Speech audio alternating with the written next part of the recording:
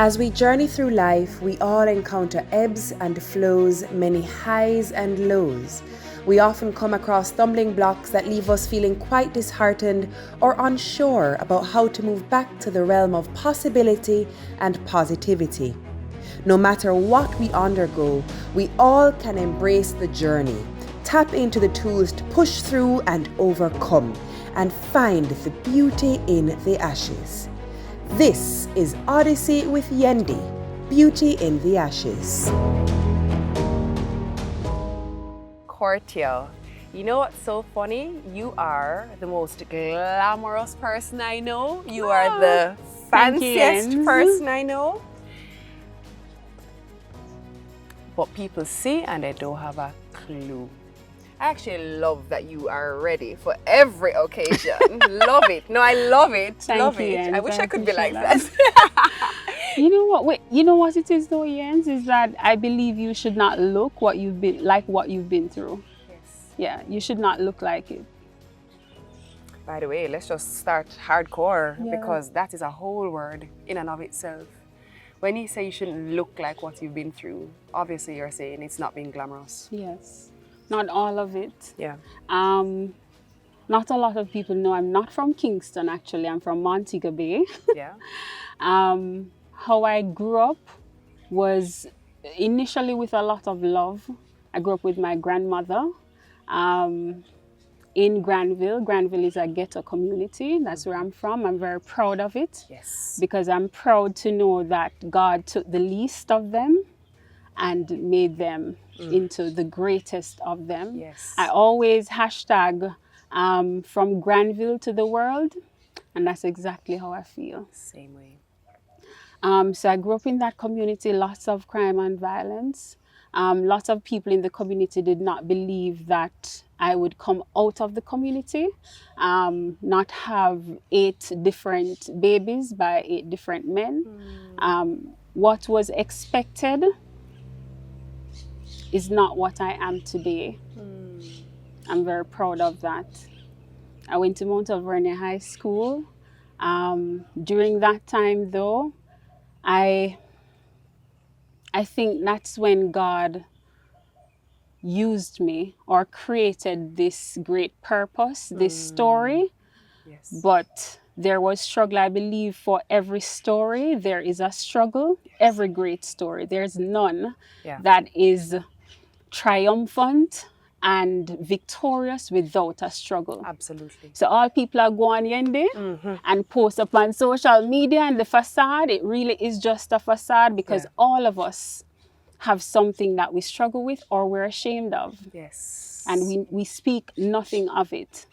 So in Granville, in high school, I had a dad who I believe in his own self loved me. Right. But he loved me the way he knew how to love. And with that understanding, I knew that my abuse was not, and it sounds strange, I don't believe it was intended truly. It sounds very strange to hear me say that, but that's how I feel today. When you say your abuse, what did that look like? 30 days of beating from a belt and then elevated to a hose that you use to water your yard. Yeah. And it would have been, I think it would have, in my head I'm like, it would have been fine if it was like a regular beat, what you do, but I didn't know what I did. I was just going to ask you, what could have caused that? Yeah, I didn't know what I did. And it's elevated to beating me without clothes. So that was, and you know what, Yendi, that's where I met God. That's How where old I met are him. you? About 13. And that's where you met God. Because some would say when you feeling what you are feeling, when you are going through Yes. 30 days of torture, if you ask me, you would actually say, where is God?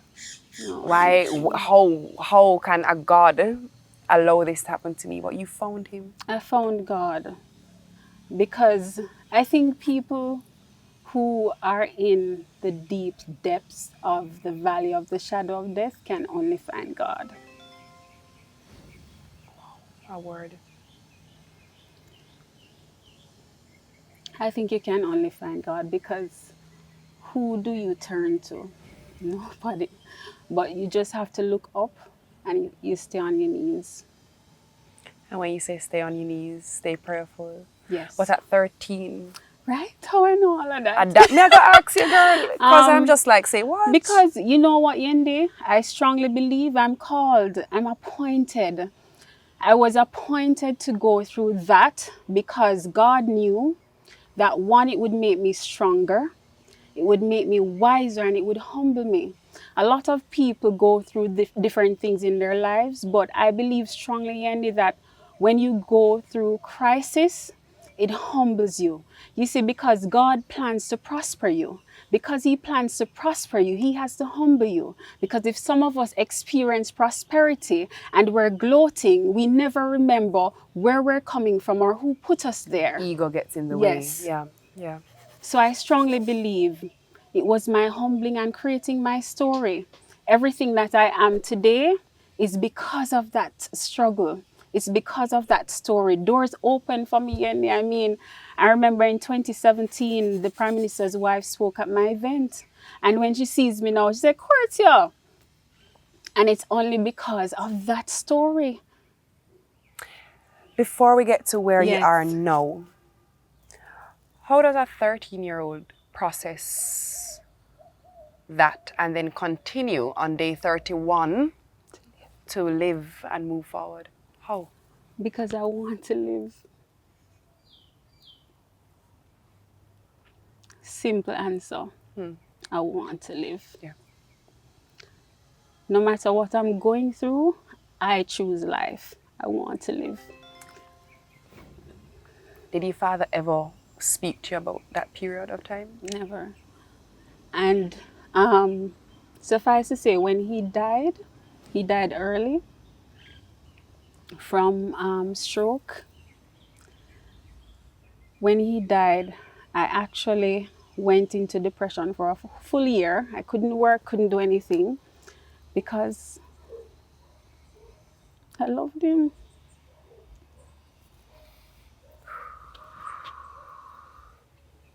God, that's your daddy. Despite it all. Yeah.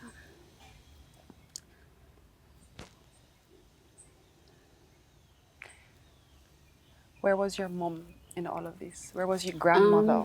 Well, my grandmother, she was overseas at the time. She couldn't help. And my mother, I remember asking her to come to my school.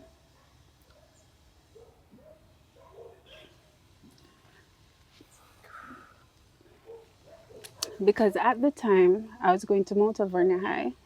So, so it's all white uniform.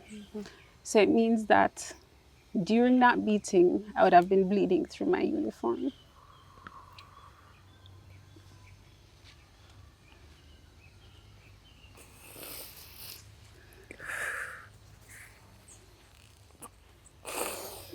So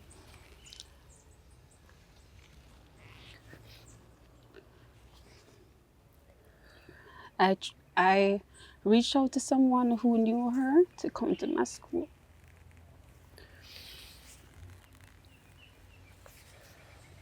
And she saw me. She saw my uniform, and I was showing her the cuts and stuff. And she said I was lying. So She said you were lying? that's the last day I saw her. By choice? Oh, I have a lot of love in me, but it just happened that way because then I learned early to take care of myself.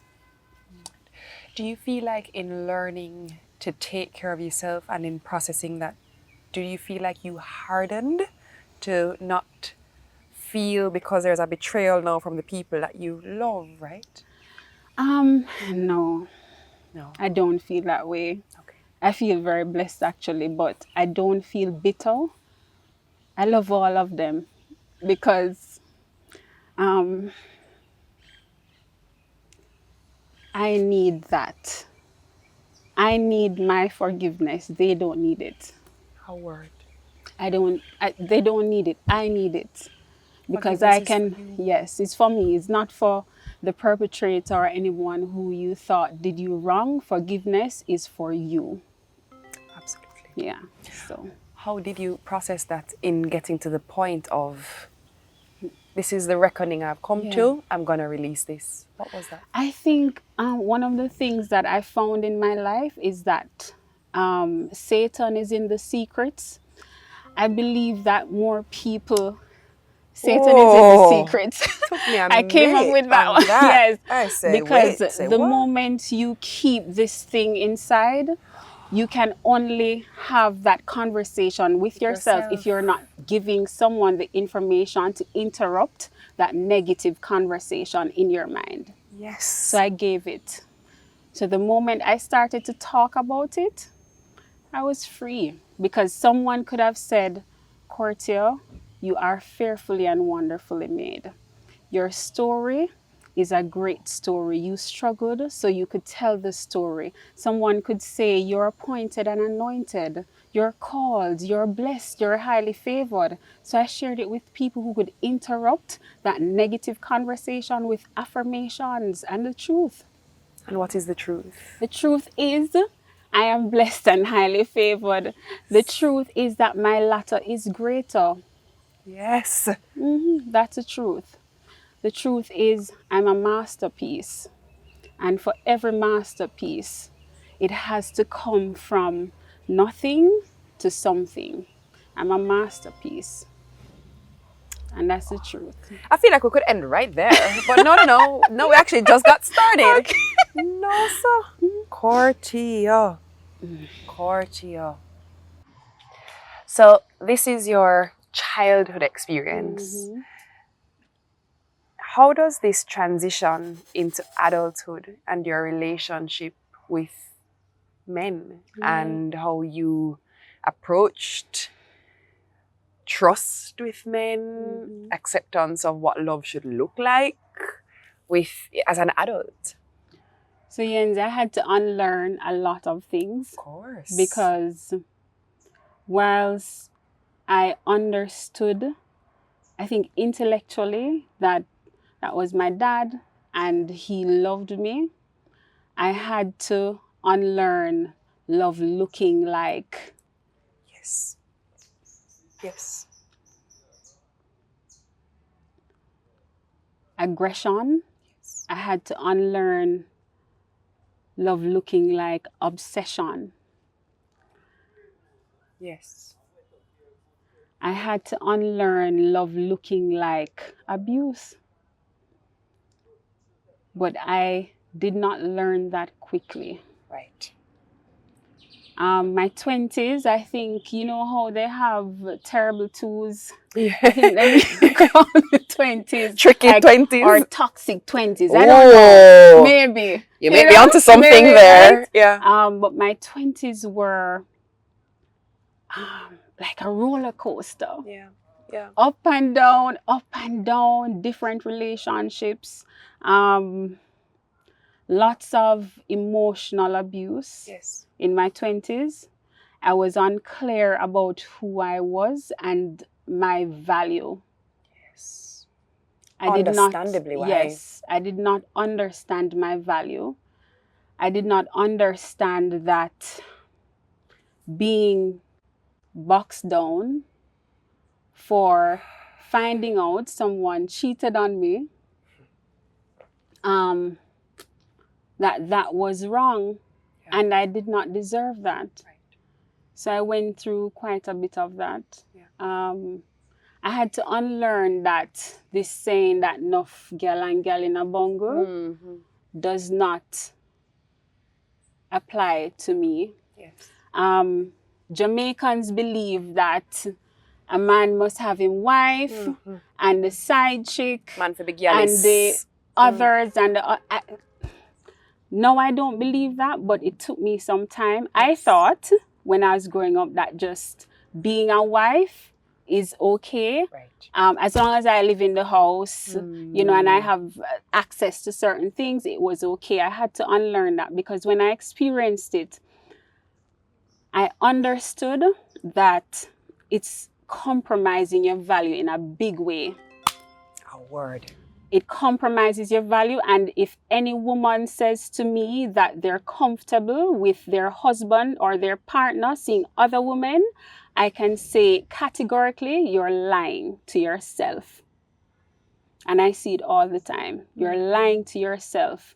Women, we're naturally territorial. Right. We are. We don't want, not even with friend, we want to be other people's friend. Much less the person you're intimate with. To have intimate relations. Yes. I mean, that's soul tying, you know. People fail to realize sexual interaction is soul tying. You you're intertwined with someone. Yes. It's soul tying. Yes. And so it took me some time to unlearn that. Yes. I stayed in relationships really long because I had attachment issues. I didn't want to lose. I didn't want to let go. Yes. Even when that relationship was not serving no part of me. Yes. I've had situations where I've had to wait outside until somebody finished having sex with somebody else because I did not have anywhere to live when I came to Kingston. So I've come a long way. But all of that was because I was lost and did not understand the word that says I'm fearfully and wonderfully made. So in my head, I thought I wasn't enough. Yes. Which is based in literally your upbringing. Yes. Yeah. I thought I wasn't enough. I thought I wasn't pretty enough. And I actually thought if a man hit you, it's him showing his interest in you. Yeah. Yes. I can understand that. So if that didn't happen in the relationship, I didn't feel this heightened, exciting, passionate love. Yes, yes, yes. The drama is interpreted as passion. Yes. Right? Yes.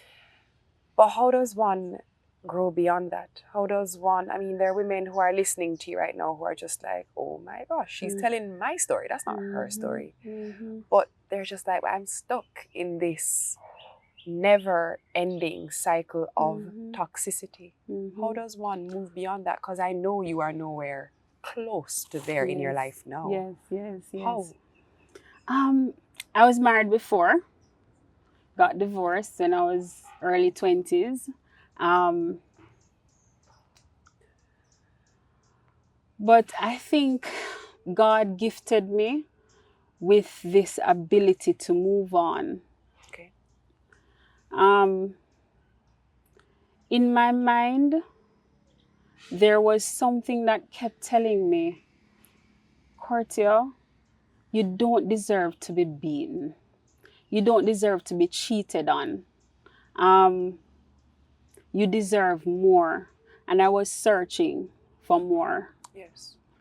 I started to do vision boards because I was listening to something on YouTube. I think it was Oprah or Les Brown. Yeah. And they were talking about creating a better vision for yourself. So what I did, Yendi, even when I was in those toxic relationships, I created a board, put it on my glass, and they said that when you're creating a vision for yourself, you have to feel as if you're in the vision. You're living it. So what I used to do is just imagine the person like holding my hand, and like I would walk up and down in the house. I love it. We love it. with my hand out there, so the person holding my hand, and laugh and and just feel. No, I saw you laughing at your house. That's more like it. But I went through that because I wanted something better, and truthfully, Yendi, I wrote on my vision board every detail I'm living today. Really? It's funny, on my vision board, I had on it that my husband would be in IT. Really? Yes. You like them nerds, huh? I'm kidding. Well, that's the thing. Listen, I came after 20s, like touching 30, I came to the conclusion, and maybe somebody else will have another thing to say, but I came to the conclusion that the men who are more on the nerdier side knew how to treat a queen like a queen. Okay. It's something I believe. I won't tell anybody what's happening behind the cameras, but we have a camera crew member going. No, it's true. So the bad boys, the ones with the swag, and I don't believe they know how to treat a queen, a woman like a queen. Yeah.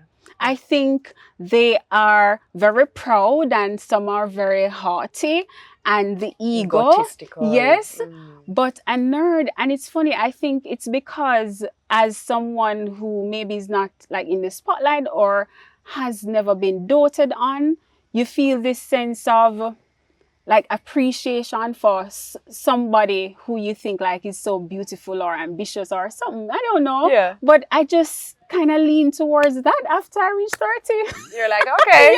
Let's go. This is on my vision board. Exactly. So in your mind, did you envision the sound of the keyboard clicking as well for the IT? It's like That's your reality. It's just what it is. It's your reality. It's like saying, if you keep doing the same things over and over again and expect a different result, it's a definition of insanity, right? So you have to do something different. So for me, even the very detail of look, I had on my vision board, and then, girl, I went into prayer. Yes. Because I found out that if God not in it, forget that. Yeah. Forget that. Yeah. If he is not front and center, you're losing.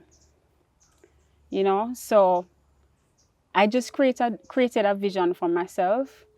I began to feel empowered and affirmed through God's promises, and built confidence.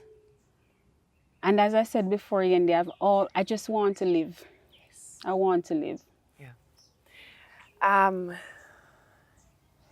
So it's one thing when you decide to do a vision board for yourself and live something in your mind before you actually manifest it in your world. It's another thing that you've now said, you know what? Me one alone can't have this benefit. So I'm going to introduce this to women, to girls. I'm going to go across the island and I'm going to form the brand We Inspire Women and Girls. And I'm going to say, here is what y'all need to do. I don't even have to ask. I'm just going to say, living that calling on your life, how does that feel knowing where you've journeyed from? It's emotional because a lot of the women and girls I speak to, they're me. I'm looking at myself, but a lot of women, a lot of girls are stuck. And when we do We Inspire, it's not just inspiring with some slides about what is truth, what is, what are the facts. It's stories. I believe people, when they see themselves in other people's stories, that is the transformation. Right? So We Inspire started in 2016, immediately after I got married. To your husband in IT? Yes, to my husband in IT. Who you walk down the hall holding hands and Yeah, With? definitely. Are you blushing? Yeah, listen, my husband, he's a class act in comparison to the others. He's lovely. Yeah, like you can't even compare. It's not even oranges and apples. There's no category. Wait, say, not even, they're not both fruits. Yeah. Right? Yeah. But we got married and then we inspire women. And what we did was just pulled on women who have stories, and we had these events where we fellowshipped, we celebrated, we shared the strategies. How do you get out of an abusive relationship? How do you create a sisterhood, a real bond that you can call on women to help you up and lift you up? I mean, there are so many women I met along my journey. I mean, Novia McDonald White, who didn't know me from nowhere. I mean, I'm from Granville, ghetto, and I came to Kingston in 2005, and she just looked on me and she said, "You have potential." And she was actually the first person who put me in the paper and just pushed me, And like yourself, Yendi, we didn't know each other from no childhood days, nothing, and just connecting. So We Inspire has been a true blessing. And it showed me that do not be ashamed of your story. Yes. Don't dilute who you are for anyone. Yes. It also showed me that when God appoints you anywhere, any relationship, there is an ease. The word says his yoke is easy. And it is true. Yendi, I'm sure you experience it. Whenever you're appointed for anything, there is an ease. You flow through it. And you have hiccups and obstacles, Yeah, but you overall, transition through them and you're better. You're better for it. Yes. So it has been a beautiful experience. We Inspire. I mean, now with COVID, we don't have the events anymore, but I'm waiting on God to tell me what he wants me to do with the brand. But we're still connecting with sisterhood. And we're still inspiring, but in another way. Yeah. You mentioned a while ago that the space, one of the things that you do in this space is encourage women who look like you, have lived your walk, have experienced what you have, with steps on how to come out of abusive relationships and situations. What is that message? How do you come out? The first thing that you must do, you must recognize that you don't belong in the space. If you don't believe that you deserve better, you will always go back. Women also have to recognize that the secrets don't help. You have to share it with someone. The more you share it with someone, you'll find the right person to help you out, because you do need help. The third thing is you truly, truly have to release it even before you step out of the situation. You have to release it. Most of the women who have the bitterness and, they return hatred and aggression, I think, become captives of the situation. Yes. And then, as I said, there are hotlines. There are people who can help you to get you out. But the most important action is believing that you don't deserve to be in that space. You deserve better. And then making that internal decision, it's time to go. Yes. When you say it's time to go, I guarantee you, doors are going to open. But you have to make that decision for yourself. That it's time to go. I deserve better. I don't deserve to be beaten. I do not deserve to be cheated and lied on. I don't deserve emotional manipulation. I deserve better. Yes. I am not controlled by his things. I'm controlled by my values and my moral integrity. I'm going to live an example for my daughter, for my child, even though a lot of daughters don't appreciate that leaving of the abusive relationship. But they are growing up. Hindsight is 20/20. Yes. So as I said, the first thing is the internal work. You have to decide it's time to go. And that's what I did. Yeah. Oh, man. I know it's a lot. It's powerful is what it is. It's real, it is raw, it is honest, and it is so beautifully powerful. It is exactly why this space is being held. Yes. Exactly why. If there is a word of encouragement that is resting on your spirit now, that would be your just final messaging to someone who is just feeling like the world has never been fair to them or kind to them since they were a child. They've always been hurdle after hurdle after hurdle. What's that thing that lets them know there is a silver lining to this cloud? You will find beauty in the ashes. The only place I can go for that, Yendi, is my word. I can't go anywhere else. Yeah. One of the things I know for sure is that no weapon formed against you will prosper. It won't prosper because the word also says that this is your heritage. What it means is that it's your birthright. You deserve it. It's already yours. So no weapon formed. It also says that we should be patient in tribulation. And it's a very funny scripture because you're wondering, should I just stay and wait? Right. No. It means therefore that the time for you to go through the story, you still must hope for better, but you have to go through the story, you know.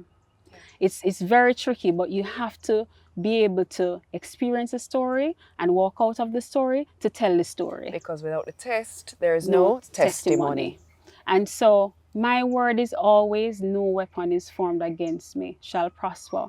I also believe that, yea, though I walk through the valley of the shadow of death, fear no evil, for thou art with me. I also believe God prepares a table before me in the presence of my enemies. They cannot stop you. If you have willpower, they cannot stop you. If you have life, they cannot stop you. Put on your Supergirl cape and know that it's happening now, but better are gonna come. We must always believe this is not the final stroke. This is not it. The enemy cannot win. Because guess what? Your God conquered life and death. He can't take nothing from you that your Creator can't give you back. Woo. He can't take nothing. He said, my latter shall be greater. I'm laughing at my past. Because I'm living testimony. From ghetto to the world I travel for fun. When I have time. Money is not my issue. Because guess what? He gave me experience and equity. No matter where I am in the world, I'm going to make money. So I don't worry about money. My God is abundant. He is abundance. When COVID came, my one word was, you said you're faithful to your word, and you said that in famine I shall have plenty, I shall be satisfied. You said that, not me. Therefore, let's see your faithfulness to your word. He will not fail you, no matter what you're going through. He's not that God. He cannot fail. That's the one thing he cannot do, is fail. Cortia, thank you so much. I know it's not the easiest conversation to have, but I agree that you are chosen. You are chosen to minister and to give your testimony. Thank you. And I just really thank you deeply. I'm honored. Thank you.